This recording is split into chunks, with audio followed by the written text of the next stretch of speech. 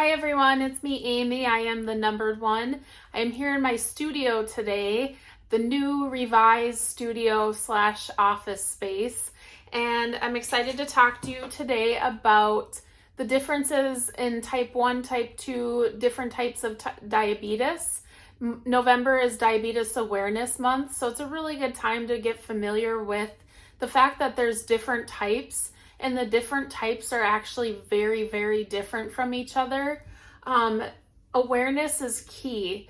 There are millions of people that have diabetes and they're not even aware.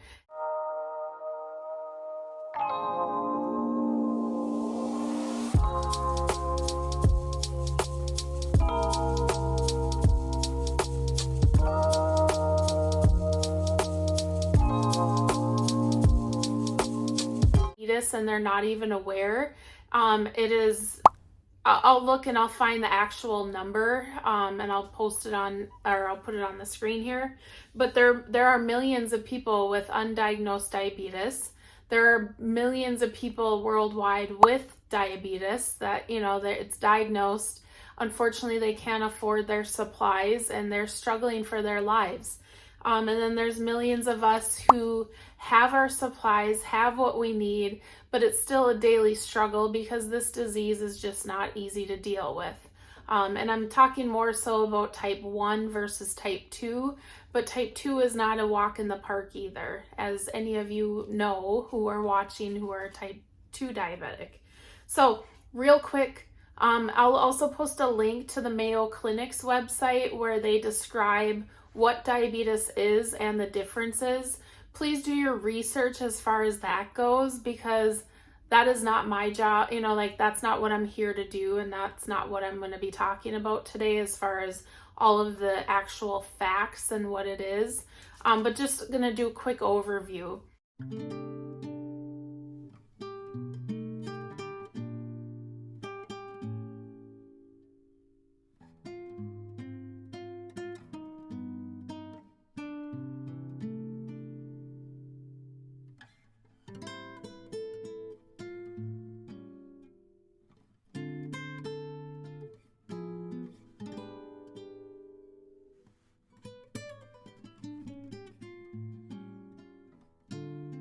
I had my second retina surgery in my left eye last week.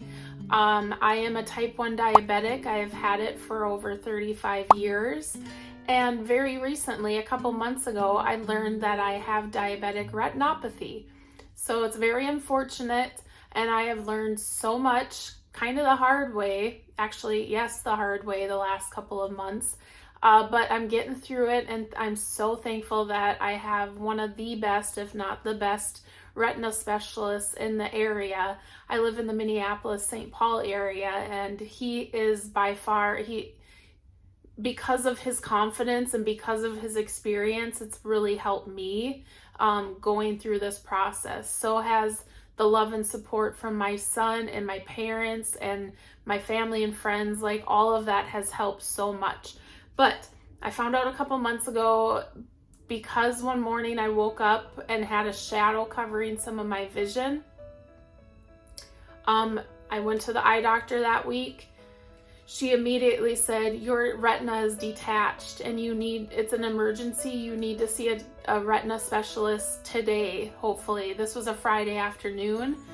She was able to get me in with a U of M, University of Minnesota retina specialist that afternoon, and he saw me and he said, I'm going to get you connected to another specialist that I work with. I want you to see him on Monday.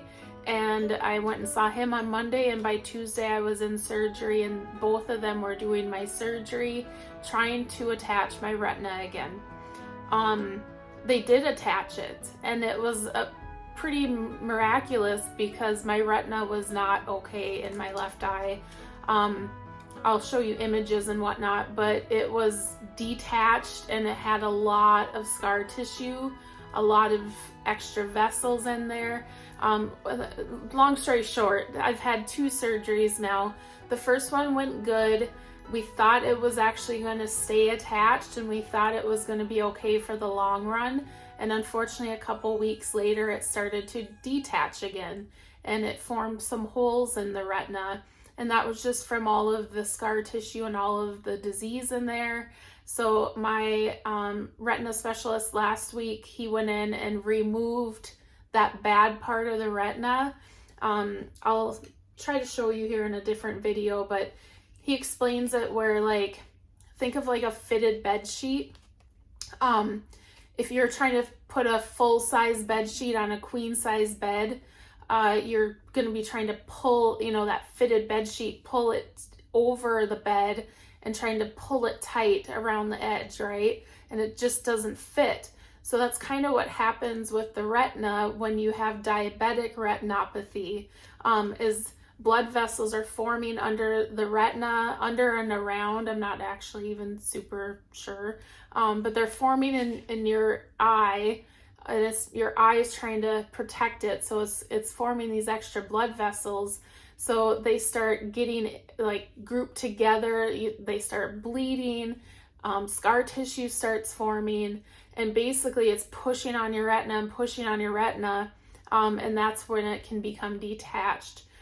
So when they went in for the first surgery, like I said, they got all of the scar tissue out, or as much as they could, and then they basically were trying to pull my retina, like that bed sheet, back into place and hold it down. So the way they hold it down is with laser treatment. It's almost like a glue. The laser treatment is the glue to hold it down, but it also helps make sure that those blood vessels aren't going to keep growing or bleeding or whatever. So yes, I've learned a lot about our eyes, about all of it. And it's kind of what has urged me to finally move forward with my numbered one company. I started this a few years ago. I started with social media, started with some YouTube videos, and life happened, right? Like my full-time career, my real estate career has been very busy. I'm fortunate for that, but life happened and I needed to focus on real estate, myself, my family, all of those things. But now that this part of my life has happened, my eye stuff has happened, it's been a nice reminder that, we need help. We need resources. We need to, especially as a type 1 diabetic, we need things that'll help us make organizing our lives easier. It'll help us teach our loved ones how to help us in emergencies. And so that's what I have created. I'm going to turn off this light because I don't like the glare. Okay, so that's what I've created. I have spent a lot of time trying to figure out, what is it that us type 1 diabetics need. Let's turn this one off too. We're going to get dark in here. No, what is it that us type 1 diabetics need? What would make my day and others' days easier, right? So I've created stickers to help label where your supplies are. I've created a log book that's like a 3-month log book. We all love our log books, right? Let's grab that. So, yep, this is the log book. So it's a bigger book, good quality paper, but you can it's basically like charting, what your blood sugar is, how many grams of carbs did you eat? Did you exercise when you ate that?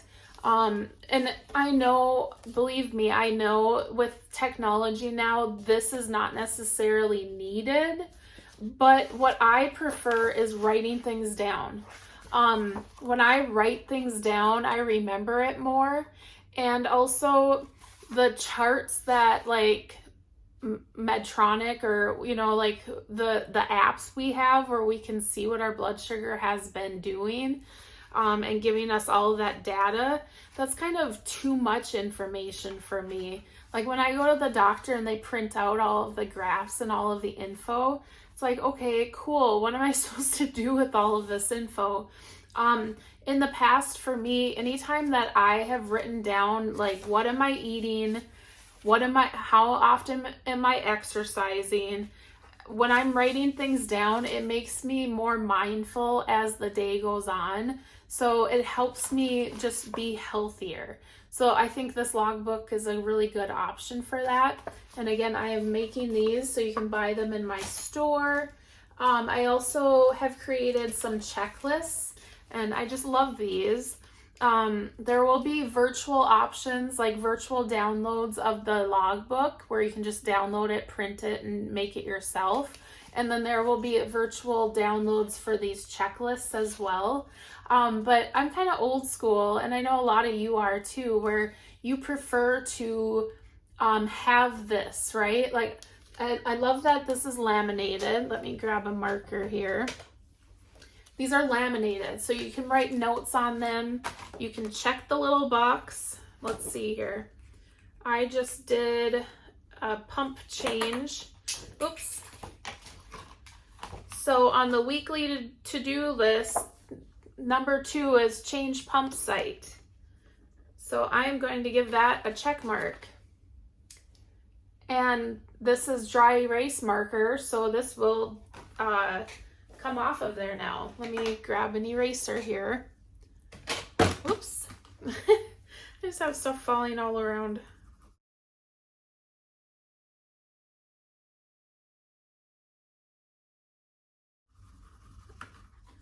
So, you know, you can clean this more than I did, but it's gone. So I love that these are laminated. What I also love about them is they fit in the planners. This is my new planner for next year. So in here is a little folder pocket, and these will fit right in it. I didn't even plan it as far as the size, but look, these fit in here. So you can have them in your planner, and then, you know, pull them out as you need them. There's one for shopping. So what, you know, just a reminder when you're making your shopping, your grocery lists and your shopping lists, it just helps with reminders of don't forget your diabetic needs, your diabetic supplies.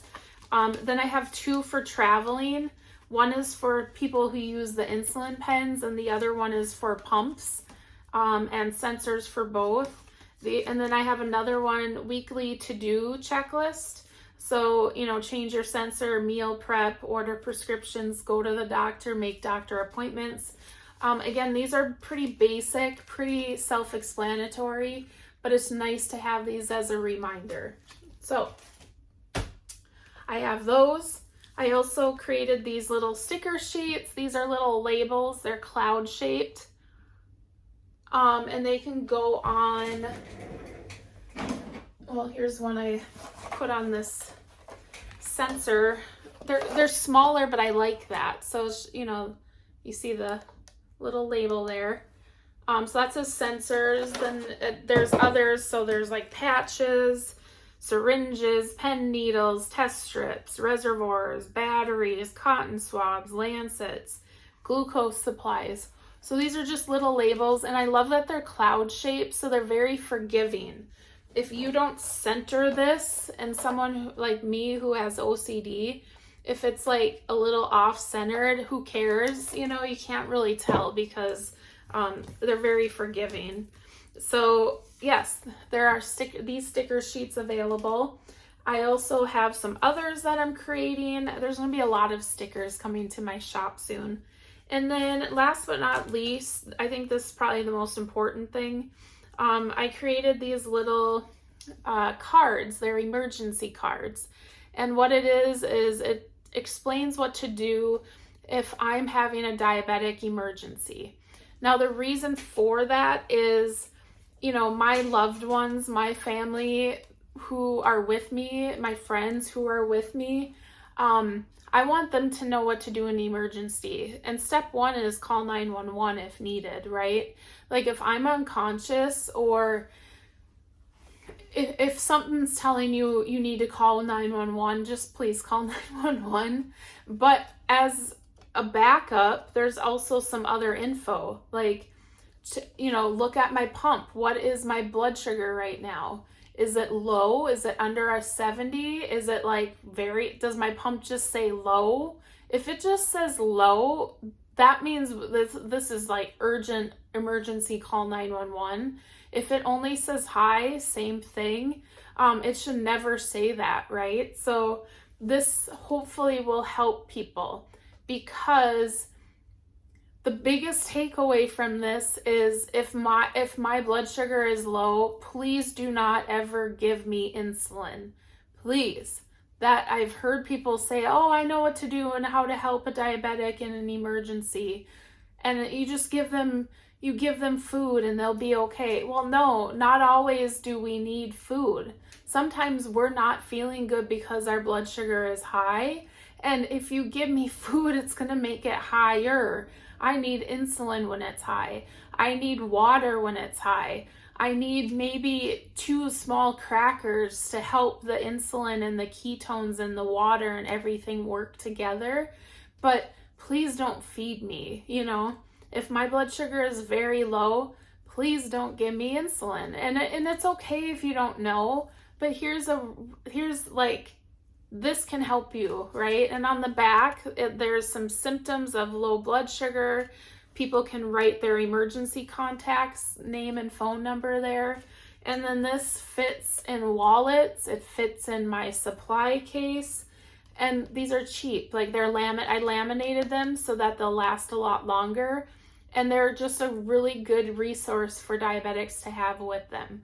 So you can find these on my little shop as well. My website is sorry, this is shaking. Anytime I barely touch my desk, it's moving. But go to thenumbered1.com and you'll find everything in there. You'll find my shop. You'll find links to my YouTube videos. You will find information about what is diabetes, what are signs and symptoms of diabetes. It is so important to know because it could save your life or a loved one's life. So diabetes is kind of that evil devil sitting on my shoulder all the time. Like, it's just there with me, and it has been there with me for 35 years, and it just doesn't go away. There's no days off. There's no breaks. Thankfully, we have we have good technology now. Like, I have a pump, I have a sensor, they work together, and it pretty much manages my diabetes for me. But I still need to do things all day, every day to make sure I'm okay. So that's just a part of it. So that's what I wanted to let you know about. I did just change my pump site, like I said, and let's see what my blood sugar is doing. Okay, so it's 198. It is not in temp target. I like to keep pointing that out. And I have 1.9 units of insulin on board. So that means my pump just gave me insulin because it is high. Let's see how much it gave me. 0.325 and 0.4. So about 15 minutes ago, it gave me almost 1 full unit. So it should be coming down, and if not, it's going to give me more, right? And that's what I love about the technology piece. I'm letting this do what it's supposed to do, and I'm finally taking it out of temp target. And I was excited. My last diabetic appointment a couple weeks ago, my A1C, which is like a 3-month average of your blood sugar levels, it was down to 6.5, which is pretty darn good for a type 1 diabetic. So I'm excited about that. Yes, so please check out my store. Please subscribe and like and all of that. And I'm so glad that I'm here and I'm able to help. Everything I've been creating, it's been happening as my vision is not great. So I'm actually pretty proud of myself that I've been doing this. With not the best vision. And it's honestly been kind of a healing journey for me. I have a creative spirit and a creative mind, and this has kind of been helping me through the tough times. So I'm glad I'm able to share it with all of you. And please share this with people that you know that have type 1 diabetes, type 2 diabetes, whatever it might be. we all have something that we deal with, right? And I'm just blessed that I'm here. I'm blessed that I can say I've had this for 35 years. It has taught me so much about so many things. And when I tell you how strong it has made me, like, there isn't much that really that triggers me anymore. Like, yes, I get nervous about things, and yes, I get worried about things, but for the most part, there's not much that gets to me. I was even proud, when I had my eye surgeries, I had to have anesthesia. I can't say that word for whatever reason. General anesthesia. 1588. That is correct.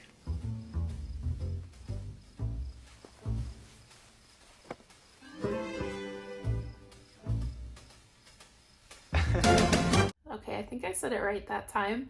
I had to have it both times, so I was sleeping for both surgeries. The first surgery took 3 hours. The second one took an hour and a half. And normally I would be panicked about just all of it, but thankfully, because of all the thoughts and prayers and everything, I was just super calm, and it was good. It was a good thing to get through, to know that I could do it, right?